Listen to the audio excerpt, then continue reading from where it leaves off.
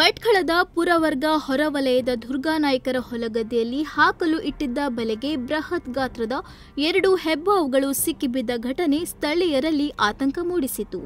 8 ರಿಂದ 10 ಅಡಿ ಉದ್ದ ಹಾಗೂ 20 ರಿಂದ 25 ಕೆಜಿ ತೂಕದ ಹೆಬ್ಬಾವುಗಳನ್ನು ಕಂಡ ಮನೆಯವರು ಹಾಗೂ ಅಕ್ಕಪಕ್ಕದವರು ಬೆಚ್ಚಿಬಿದ್ದರು. ತಕ್ಷಣ ಜಮೀನಿನ ಮಾಲೀಕರು ಉರಗ ಪ್ರೇಮಿ ಲೋಕೇಶ್ ನಾಯ್ಕರಿಗೆ ಮಾಹಿತಿ ನೀಡಿದರು.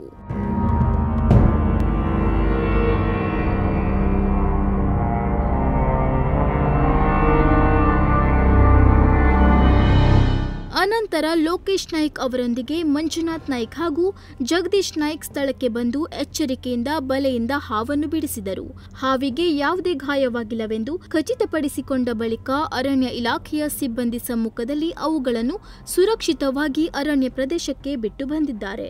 ಉದಯ್ ನಾಯ್ಕ್, ನುಡಿಸಿರಿ ನ್ಯೂಸ್, ಭಟ್ಕಳ.